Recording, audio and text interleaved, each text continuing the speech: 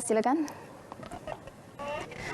Ya, Tuan Julia, pelan sandaran yang lebih baik sedang disediakan bagi memastikan masalah bekalan air di Sabah tidak menyukarkan kehidupan rakyat di negeri ini.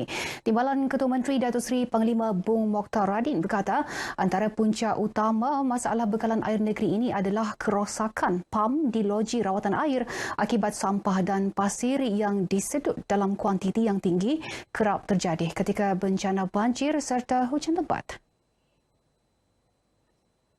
Justru pihaknya telah mengarahkan Jabatan Air Negeri Sabah JANS supaya melaksana pelan sandaran yang lebih berkesan bagi menghadapi situasi tersebut serta keadaan lain, termasuk menyediakan pam sandaran sekiranya berdepan situasi pam utama rosak.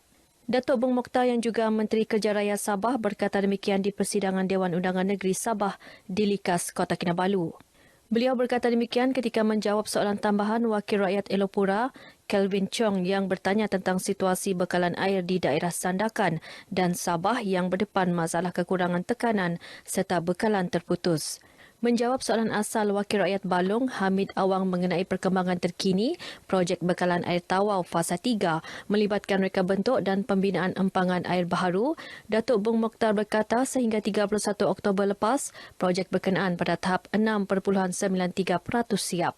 Projek tersebut mengalami kelewatan 391 hari dan dijangka siap Januari 2024. Kerajaan lebih komited menstruktur semula pentadbiran daerah di seluruh negeri bermula tahun depan.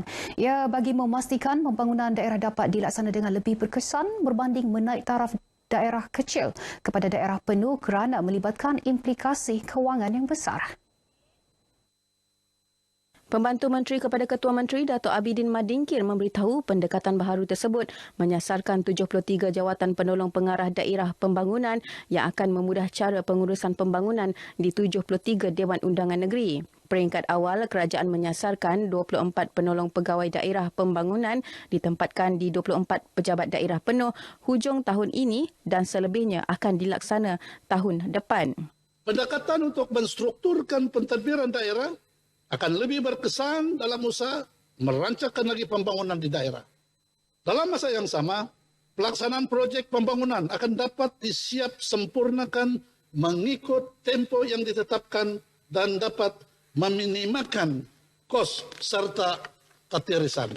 Datuk Abidin menjawab soalan Adun Banggi Muhammad Muhammarin mengenai usaha kerajaan untuk menaik taraf daerah kecil kepada daerah penuh semasa persidangan DUN Sabah kali ke-16 di Kota Kinabalu. Sementara itu, Timbalan Ketua Menteri yang juga Menteri Pembangunan Perindustrian, Datuk Dr. Joakim Gunsalam memberitahu Sabah sentiasa bekerjasama dengan Kerajaan Persekutuan membangunkan industri kecil dan sederhana IKS menerusi pelbagai program.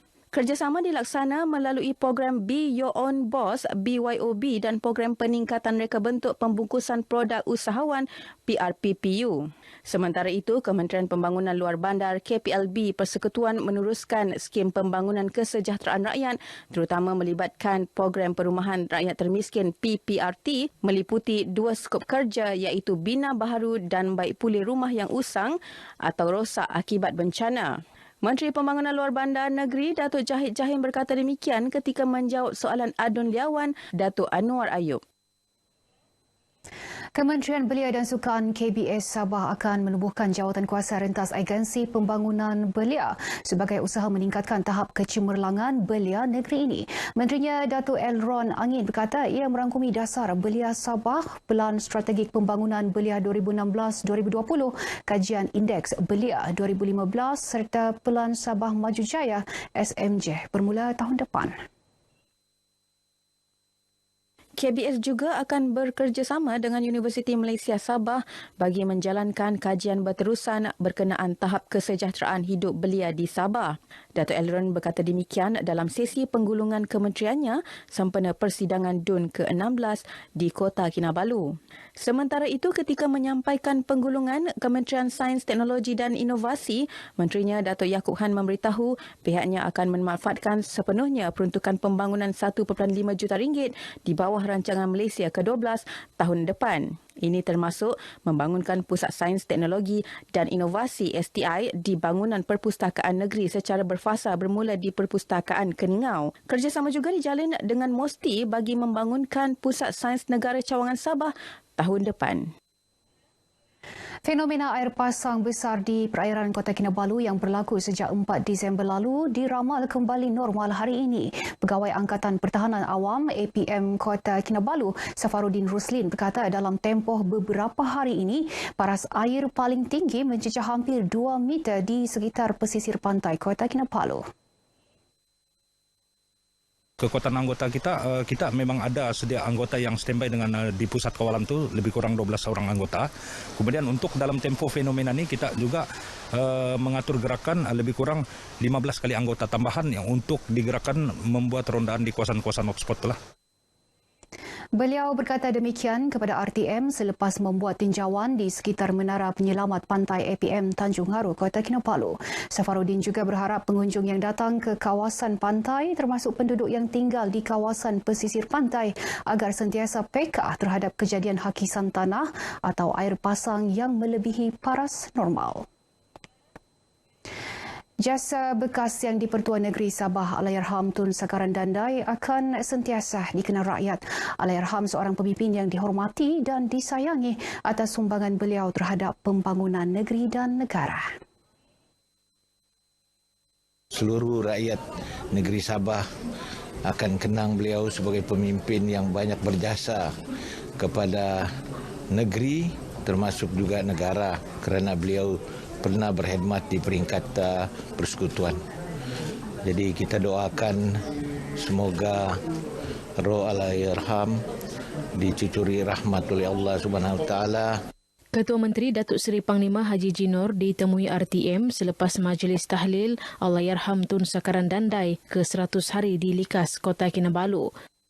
Bagi pihak keluarga memang amat menghargainya kerana kita dikunjungi atau didatangi oleh pemimpin tertinggi negeri kita. Walaupun kita faham Yang Berhormat memang amat sibuk sekali. Turut hadir isteri Allahyarham Tun Sakaran, Tuh Puan Siti Rukayah Abdullah. Persatuan Mantan Pelajar Tajaan Yayasan Sabah Maya akan melaksanakan kolaborasi bersama Sabah Energy Corporation Sendirian Berhad SEC bagi memberi taklimat kepada alumni Maya mengenai peluang kerjaya dan latihan kemahiran membabitkan minyak dan gas. Presidennya Datuk Ahmad Lakim berkata seramai 60 peserta akan menghadiri taklimat berkenaan. Pada bulan Disember ini, pada 22 hari bulan, kita juga adakan satu kolaborasi dengan SEC, Sabah Energy Corporation, untuk beri taklimat kepada alumni Maya. Beliau berkata demikian selepas kunjungan hormat terhadap Yang di-Pertuan Negeri Tun Dr. Juhar Mahiruddin di Istana Seri Kinabalu.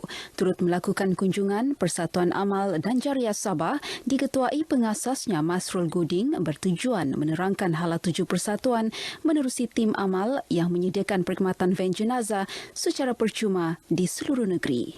Sehingga hari 30 November tu kita sudah bantu seramai 366 jenazah. Termasuk jenazah COVID, non-Muslim, semualah golongan kita bantu. Surau Al-Kafi Taman Rimba Sandakan kini telah beroperasi sepenuhnya sejak 11 Mac lalu dan mampu menampung seramai 136 jemaah. Pembinaan surau itu hasil sumbangan dana daripada Yang di-Pertuan Negeri Tun Dr. Juhar Datuk Mahiruddin berjumlah RM300,000. Pengerusi Surau Al-Kafi Taman Rimba Muhammad Najib Ajun berkata, pembinaan surau tersebut bermula 11 Februari tahun lepas dan siap mengikut tempoh ditetapkan. Hari ini sebenarnya tujuan kita untuk membuat dan memaklumkan bahawa pembinaan surau tersebut telah berjaya lah. Surau ini sebenarnya telah lama dirancang.